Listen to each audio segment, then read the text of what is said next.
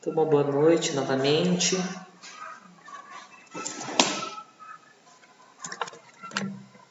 Disse Jesus: qual homem dentre vós, possuindo 100 ovelhas e perdendo uma delas, não deixa as 99 no deserto e sai em busca da perdida, até encontrá-la? Encontrando-a alegre, a coloca sobre os seus ombros e, após dirigir-se para a sua casa, convida amigos e vizinhos e diz-lhes: alegrai-vos comigo, porque encontrei a minha ovelha perdida. E qual a mulher que, tendo 10 dracmas, 10 moedas, se perder uma delas, não acende uma candeia, varre a casa procurando-a diligentemente, até que encontre a moeda perdida? E ao encontrá-la, convoca as amigas e vizinhas, dizendo: alegrai-vos comigo, porque encontrei a dracma perdida. Essas duas passagens são parábolas de Jesus que se encontram no capítulo 15 de Lucas. E elas são como uma introdução à terceira parábola, que é conhecida como parábola dos 2 filhos, ou parábola do filho pródigo. Essas 3 juntas formam uma trilogia, que é chamada trilogia dos perdidos e achados, da esperança, da redenção. Essas 2 primeiras que iniciamos falam de um homem e de uma mulher. É muito interessante que Jesus começa falando primeiro de um homem, depois de uma mulher, e demonstrando que o aspecto, o ensinamento por trás da parábola, ela pertence a todos nós, independente do sexo. Tanto é que ele questiona: qual dentre vós? Ele usa da pergunta, da retórica, para dizer: todos vós, todos vós. Ou seja, todos nós fazemos esse movimento de, ao perdermos algo, buscarmos recuperar esse algo perdido. E quando a gente encontra, aquilo nos alegra, e essa alegria, ela precisa ser compartilhada. Por isso a gente convoca as pessoas e compartilha desse sentimento de alegria. Mas o que é esse algo perdido? Essa dracma, essa ovelha, são simbolismos que representam valores, tesouros existenciais que às vezes se perdem na nossa existência. Então, todos nós vamos ou passamos por isso. Dificilmente não apenas uma vez, mas diversas vezes em nossa vida pode ocorrer de perdermos algo e de querermos recuperar esse algo perdido. A Joana de Ângeles traz um exemplo, traz vários exemplos: saúde, paz de espírito, equilíbrio emocional e psíquico, harmonia doméstica, confiança, alegria de viver. 6 tesouros, 6 ovelhas, 6 dracmas valiosas. Poderiam ser 100, daria para a gente enumerar muitas outras coisas. E esse exemplo, talvez mais óbvio que ela começa, é o da saúde. Quando a gente perde a saúde, algum aspecto, a mobilidade, algo que nos deixa acamado, algo que nos gera dor, quando a gente enfrenta um problema de saúde, a gente insistentemente vai querer recuperar esse tesouro de volta. A gente vai querer aquilo, e quando a gente consegue recuperar isso, a gente compreende essa saúde de uma forma nova, com outro valor. Então, a mobilidade, por exemplo, o que o corpo nos permite fazer, quando a gente perde ela, a gente começa a compreender o valor dela. Então, nós temos essa conduta, essa condição de buscar aquilo que se encontrava perdido.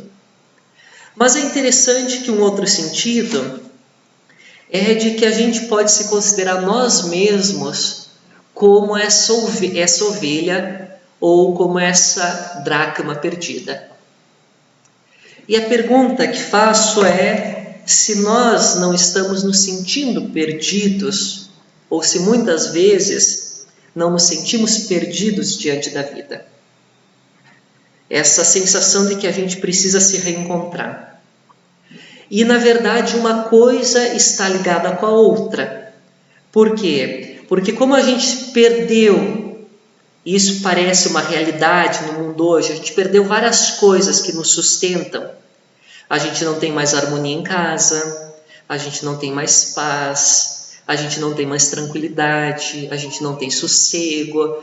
Eu posso listar muitas coisas. E a soma de tudo isso faz com que a gente diga, não, eu estou perdido. Eu me sinto perdido. E aí há um anseio de reencontrar, de nos reencontrar, reencontrando todos esses tesouros, esses valores que se encontravam perdidos. E aí talvez a parábola do filho pródigo, ela enseje maiores reflexões. Ela conta que certo homem tinha 2 filhos. E um deles, o mais novo, disse a seu pai, pai, dá-me a porção que me cabe da herança, da propriedade. E o Senhor repartiu, dando a esse filho o que lhe cabia. Não muitos dias se passaram, e o filho, reunindo todos os seus bens, parte a uma região distante. E lá ele dissipa todos esses bens, toda a sua propriedade, vivendo de forma dissoluta. Depois de gastar todas as coisas, houve naquela região uma fome severa. E ele começou a passar por necessidade. E partindo, associou-se a um daqueles cidadãos da região, que o enviou a seus campos para apacentar porcos. E ele desejava se alimentar com aquilo que os porcos recebiam, mas nem isso ele tinha, nem isso lhe davam. Mas, caindo em si, que é o tema da nossa exposição, disse: quantos assalariados do meu pai têm abundância de pães, e eu aqui sofro, pereço de fome. Após levantar-me, irei a meu pai e lhe direi: pai, pequei contra o céu e diante de ti, não sou mais digno de ser chamado teu filho. Faze a mim como um dos teus assalariados. Levantando-se, dirigiu-se a seu próprio pai. E aí a parábola continua e vai contar desse reencontro com o pai, mas o nosso interesse é analisar até aqui.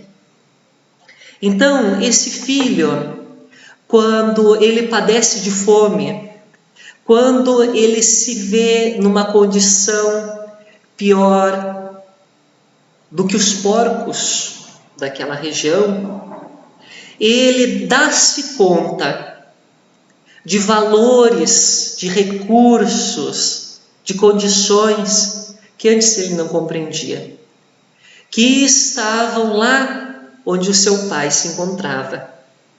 Então, quando ele se vê nessa miséria absoluta, ele então cai em si. Esse é o caso extremo, mas o caso que representa muitas pessoas do nosso mundo. Tomara que não seja a nossa situação.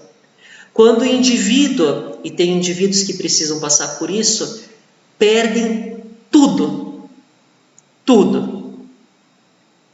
para que então eles possam fazer essa conscientização, para que eles possam recordar que existe um Pai misericordioso e empreender então o caminho de volta. E empreender essa busca por aquilo que estava perdido, para se reencontrar, que é o que o filho faz, voltando, retornando à casa do pai. E ele diz, é muito interessante que diz, ele diz, quando levantar-me, após levantar-me, irei, após levantar-me. E em seguida, Jesus conta, levantando-se, dirigiu-se. Então repete 2 vezes. E é interessante que o processo, quando nós caímos em si, quando nós nos damos conta, quando nós conscientizamos, nós precisamos empreender isso que é o de levantar-se. E aí ele diz, levantando-se, ele vai. E é interessante que no próprio processo de dar-se conta, parece que às vezes existem forças invisíveis que nos socorrem, que nos amparam para que a gente possa fazer esse empreendimento. Mas é necessário cair em si. Então, qual que é a ligação entre o que falávamos, parábola dos perdidos, trilogia dos perdidos? Perder é um processo natural que acontece em nossas vidas, tanto que a Joana de Ângeles vai dizer o seguinte, que todos necessitamos vivenciar vez que outra alguma perda, a fim de melhor valorizar o que possuímos. Um choque, um acontecimento representativo de perda produz uma reação emocional correspondente à qualidade do perdido, ensejando a busca, a reconquista do que se possuía, e agora se transforma num valor cuja qualidade não era conhecida, porque existia, estava à disposição. E aí ela diz, algo que todos nós repetimos muitas vezes, que a gente conhece o valor de algo só quando perde. Não é verdade? Quando a gente perde algo, a gente percebe o valor que tinha aquilo. Claro que há exceções, mas é muito comum. Então, através do Espiritismo, através dos ensinamentos de Jesus, a gente começa a ter uma compreensão da dor, do sofrimento e das coisas que vão se perdendo na vida, como possibilidades educativas para que a gente possa reconquistar de novo, atribuindo um novo valor. E o Espiritismo é tão bonito porque ele nos ensina que não existe algo que se perca para sempre. Não há algo que a gente vai perder e nunca mais vai reencontrar. A questão é que talvez a gente pode perder algo que nessa vida a gente não vai conquistar, mas talvez quando desencarnarmos ou numa próxima existência, a gente retome aquilo que estava perdido. Então, não existe perda absoluta. Tudo é passível de um novo encontro. Existe a única perda do aspecto material. Talvez, se o nosso carro bater, se alguma coisa a gente perder, aquilo especificamente foi-se. Mas a gente pode trabalhar e comprar um novo carro. Talvez a empresa que a gente trabalha, ou que a gente detém, ela feche. Talvez a gente sofra um grande problema financeiro, mas a gente pode trabalhar e reconquistar aquilo que se perdeu. E todas as perdas, mas o mais importante, todas essas perdas, elas são caminhos para que a gente aprenda, para a gente tenha uma nova compreensão da vida, para a gente conscientize e tenha uma expansão da nossa consciência. Então, nós precisamos, como diz Jesus, fazer esse processo de cair em si.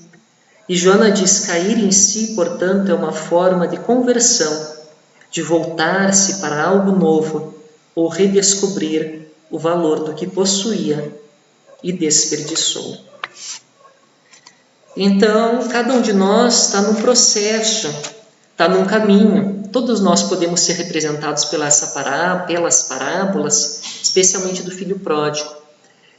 Mas possivelmente, se nós buscamos o Espiritismo, é porque nós estamos buscando reencontrar algo em nós, a vivenciar algo diferente em nós, a conquistar coisas que antes nós não dávamos valores, senão não estaríamos aqui.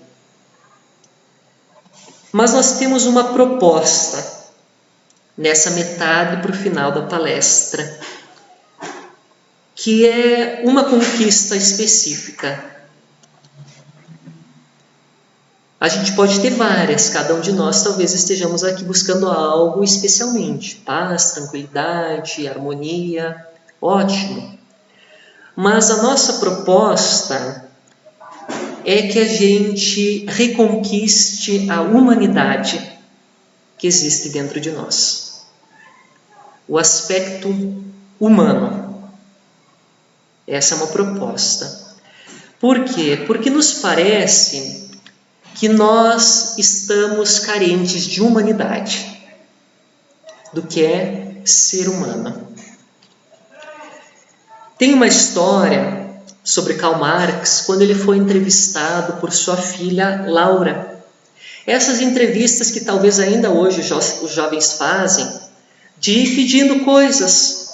E aí a filha lhe pedia a cor favorita, claro que é o vermelho, o prato, o peixe, o herói, Espartacus, a heroína, Gretchen, o sentido de felicidade, lutar, o sentido de miséria, submeter, e assim por diante. Mas, de repente, lá para o final da entrevista, Laura pergunta qual a máxima.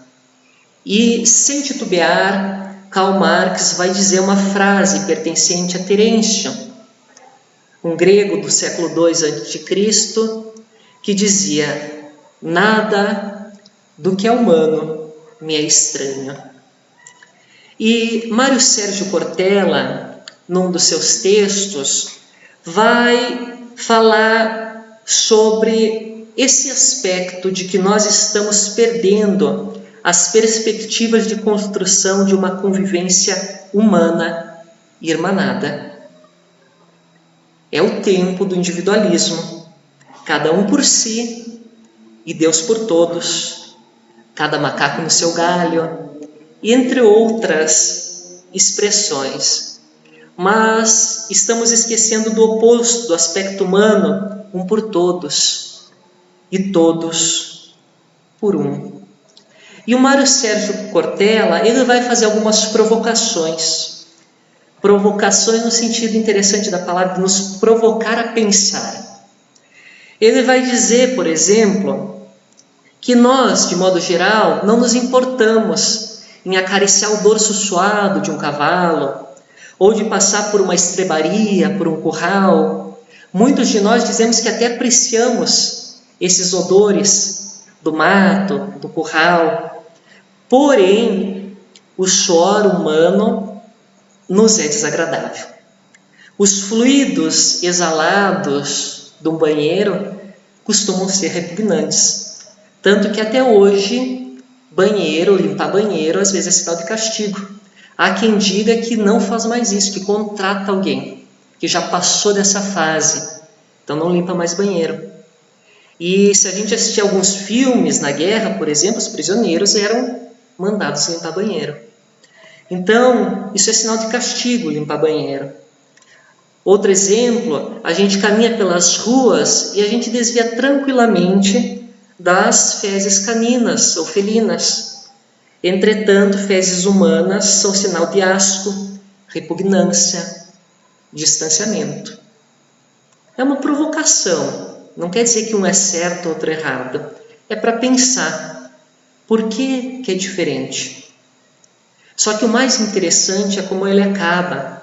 Quando ele diz que esse asco, essa repugnância, esse distanciamento pode ser o mesmo quando nos deparamos com mendigos, com doentes crônicos, com menores abandonados. E aí eu também vou propor uma provocação, no sentido positivo da palavra. Quem de nós nunca atravessou a rua para evitar passar por um pedinte? Para evitar o constrangimento, porque é chato, não é? Quem diz que não é chato, alguém vai lá e te pede algo, ou te olha com aquele olhar entristecido, demandando algo. É incômodo. E quem de nós nunca se distanciou, se afastando, evitando? Então nós vamos criando esses afastamentos. Nós vamos criando ilhas, condomínios fechados, buscando esparecer no alto de uma montanha, numa praia deserta, num local inacessível, vão criando muros. E no Brasil existem muitas fotos desses condomínios fechados e as favelas logo ao lado. E aí seria interessante uma outra provocação, uma proposta, um convite. Como eu digo, é um convite. Quem quiser fazer, pode fazer. Quem não quiser, não precisa. Uma experiência. Que quando a gente encontrar de novo um desses pedintes, uma criança de rua, um doente crônico, a gente possa observá-lo. E aqui a proposta ela é mais simples, mas talvez mais difícil.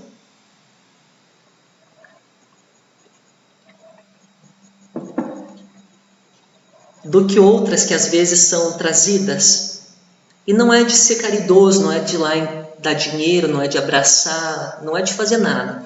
É só de observar e buscar fazer uma mentalização de tal modo que eu enxergue esse indivíduo como um ser humano.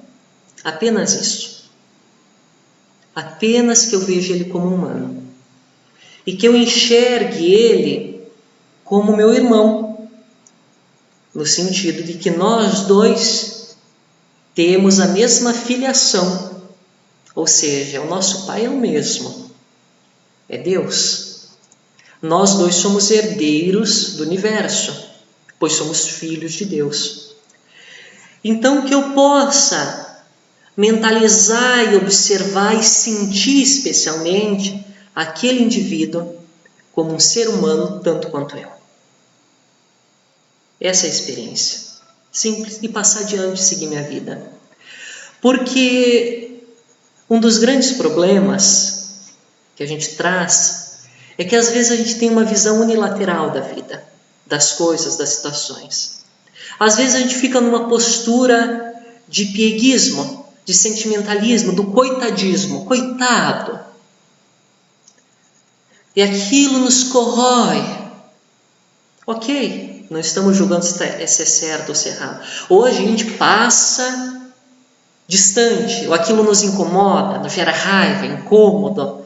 Ou a gente pensa, está assim porque não trabalha. Então é muito interessante que a gente sempre está na nossa mente com ideias mirabolantes, sentimentos, que é de um lado ou do outro. E será que a questão não é mais simples? Essa é a pergunta, posso estar enganado. Ele é um humano, um ser na sua trajetória evolutiva, naquela condição, um humano como eu. Porque se eu ficar 2, 3 dias sem tomar banho, eu vou ficar fedido, talvez como ele esteja. Eu vou ficar doente, talvez, posso ficar doente, como ele pode ficar. Nos nossos corpos há o mesmo sangue correndo nas veias. Então enxergar e integrar esses opostos. E é interessante que do ponto de vista psicológico, como eu enxergo ele na condição de mendigo, é como eu carrego dentro de mim. O Arthur Valadares me deu uma resposta. Quando eu lhe questionei, e nunca esqueci essa resposta, como conciliar Joana de Ângeles com Emmanuel? É um convite a lermos 2 autores espirituais. Os dois falam de Jesus, mas parece que um é aqui e outro é ali. Como conciliar a psicologia de Joana de Ângeles e o aspecto que Emmanuel nos traz. E ele me contou que todas as passagens, ou ao menos assim eu escutei, todas as passagens de Jesus são um convite à nossa compreensão e crescimento interior. Quando Jesus acolhe a adúltera, ele está acolhendo a adúltera que existe em nós. Ele não está acolhendo apenas aquele indivíduo que adultera ou que comete adultério no seu aspecto exterior. Quando ele acolhe a mulher prostituta, ele não está acolhendo apenas a mulher que comete prostituição. Ele está acolhendo também a prostituição que existe interiormente dentro de mim, dentro de nós. Quando ele dialoga com os soldados que esbofeteiam, ele está dialogando com a violência que existe dentro de mim.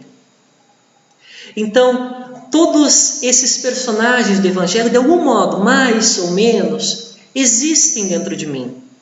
E se há dúvida quanto a isso, é só a gente começar a observar os nossos pensamentos. Porque existe muito mais disso dentro de nós do que fora. O mundo está pleno de violência exterior, mas é porque essa violência ainda existe de forma muito grande dentro de nós. Então, nós temos que reconquistar esse aspecto humano, esse aspecto que nos liga, que nos vincula. Especialmente nós, espíritas, encontrar essa humanidade que existe dentro de nós. E nós devemos nos perceber como seres humanos, mesmo espíritas. Que às vezes a gente comete o engano de querer ser anjo, de buscar a perfeição. A perfeição não existe para nós. A angelitude não está aqui. E isso é óbvio. Ela está adiante. Mas não agora. Nós não iremos desencarnar como anjos. Ninguém de nós. Ninguém. Então nós não temos como encontrar a angelitude, mas a gente deve encontrar a angelitude como um aspecto nosso, da mesma forma que existe o aspecto do pecador.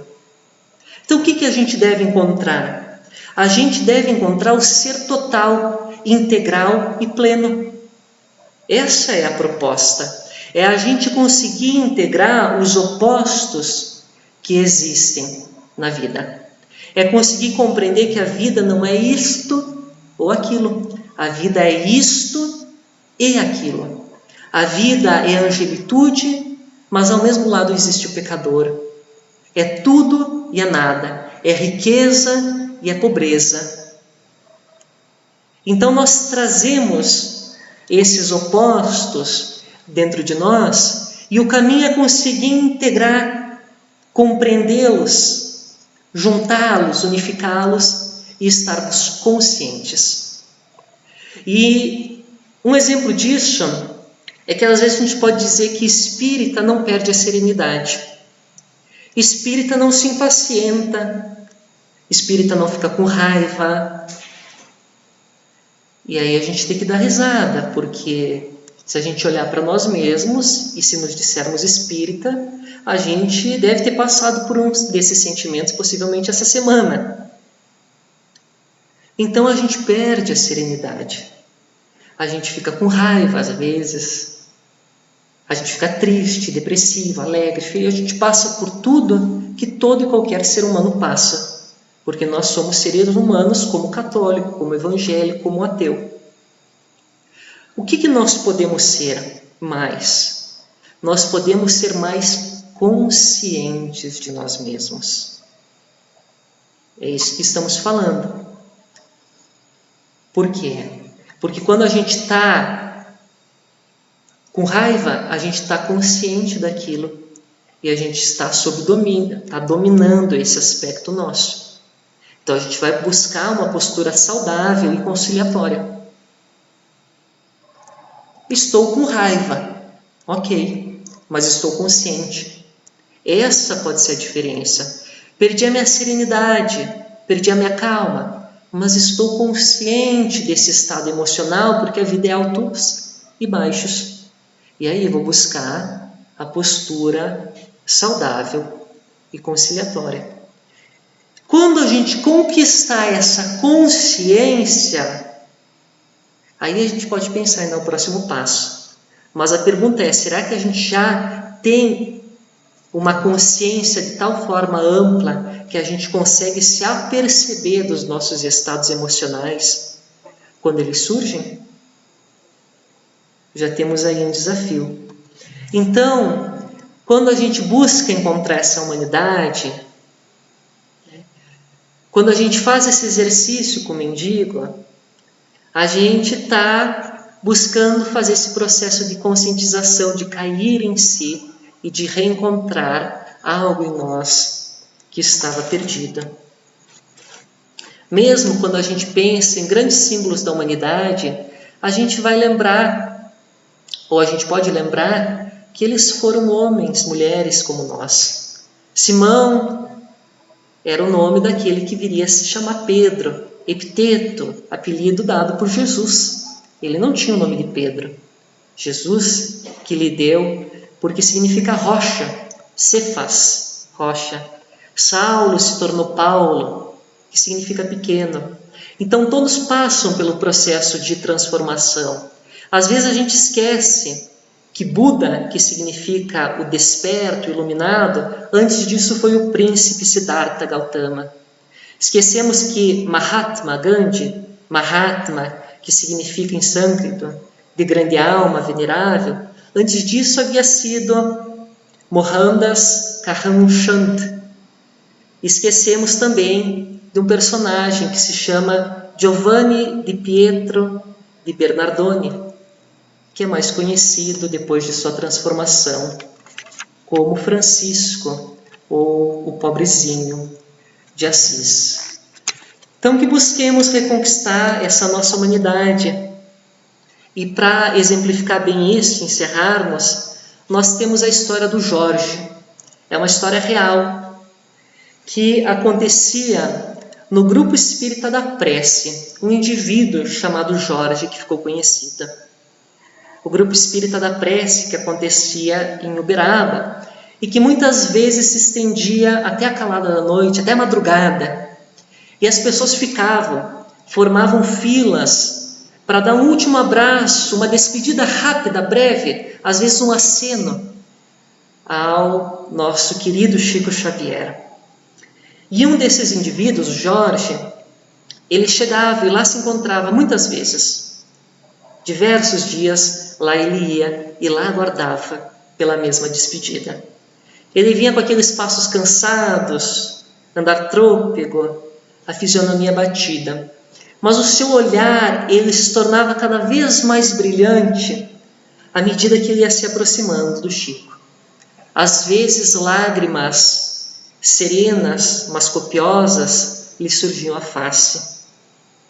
Ele vinha de traje simples, pés descalços, rachados, calçava azul, uma calça azul, uma camisa verde remendada, usava um paletó velho de casimira, e ele trazia no corpo franzino, a pele escura, cabelos enrolados, e ele trazia os lábios grandes e rachados. Ele tinha uma ferida nos lábios que abria sempre que ele sorria ou falava um pouco mais. Os dentes, os poucos que tinha, eram podres. Raros esses dentes e podres. E o odor, então, do Jorge era desagradável. Um hálito insuportável. Tanto que todos em que eles se aproximavam davam um passo para trás, recuavam de forma instintiva. Era natural, recuavam. Ou logo davam algum trocado para que ele se afastasse. Ele morava na favela com seu irmão, a sua cunhada, num casebre, cuidava dos filhos desse irmão e dessa cunhada, que eram boias frias, fazia os alimentos, trocava-lhe os panos, era uma alma caridosa com essas crianças. Mas o mais interessante é que quando chegava a vez dele para conversar com o Chico ficava lá 5, 10, 15, às vezes 20 minutos, e a fila parava. O povo suspirava, os mais impacientes se coçavam, se mexiam nas cadeiras, muitos rezavam. E lá o Jorge e o Chico conversando. E a conversa era mais ou menos assim. O Chico dizia: Jorge, como vai a vida? Ah, tio Chico, eu acho a vida uma beleza. E a viagem foi boa? Muito boa, tio Chico. Eu vim olhando as flores que Deus plantou no caminho para nos alegrar. E o que mais você gosta de observar, Jorge? Do azul do céu, tio Chico. Às vezes eu fico olhando as nuvens e imaginando que o Senhor Jesus está atrás dela, atrás de uma delas, me espiando. E a conversa seguia e ele contava sobre a briga dos gatos, sobre a goteira que molhou a cama, sobre o passarinho que construiu um ninho em cima da casa. E assim ia. E quando estava encerrando a conversa, o Chico então dizia: agora o nosso Jorge vai declamar alguns poemas. E aí ele declamava alguns versos. Depois o Chico ainda dizia: pois bem, Jorge, para nossa despedida, declame o verso que mais gosta. Qual, tio Chico? Ele perguntava. Aquele da moça. E então ele diz: ah, me lembrei, já me lembrei. Aí ele arrumava o colarinho, abotoava o único botão do seu paletó velho, colocava as mãos para trás, igual a criança quando se apresenta na escola ou perante uma autoridade, olhava ao redor para ver se estavam observando ele, e então sapecava, todo orgulhoso. Menina, penteia o cabelo, joga as tranças para a canuda, queira Deus que não te leve de domingo para segunda. E aí o povo ria. Era como se aquilo a serenasse. Olha a psicologia de Chico Xavier. Aquilo então ficava alegre, todos sorriam, ele também sorria. Sorriso solto, alegre, mas ainda assim doído. E então ele não ia abraçar o Chico, ele se jogava no Chico.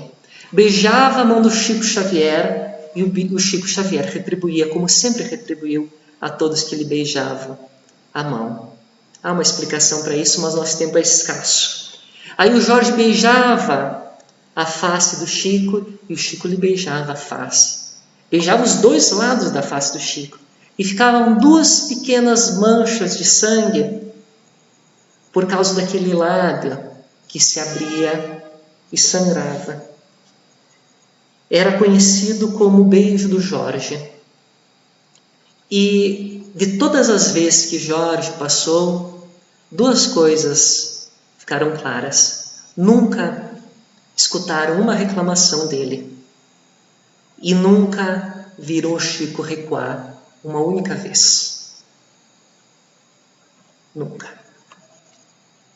Tanto que normalmente algum auxiliar vinha com um pano e limpava a bochecha do Chico. Porque ele nunca tirou um lenço para limpar a marca de sangue do Jorge. Então, esse é o convite que fazemos, encerrando a nossa fala, que a gente possa reencontrar essa humanidade que existe em nós, de nos perceber humanos, de nos perceber gente, como toda a gente. E de ao nos perceber assim, encontrar aqueles aspectos interiores que existem em nós. Aqueles que gostamos e que nos dão alegria de viver, nos dão saúde, nos dão vitalidade. Mas também aqueles que não gostamos, talvez nos envergonhamos, que não queremos, mas que mesmo assim existem. Mas que possamos cuidar deles especialmente com carinho, com afeto, integrando esse lado sombrio ao nosso ser, iluminando, e que nessa jornada possamos ter a contribuição e o amparo dos bons amigos espirituais e do nosso Pai Celestial, que nos ilumina a vida e que nos guia na senda do bem. Que estejamos em paz e que assim seja.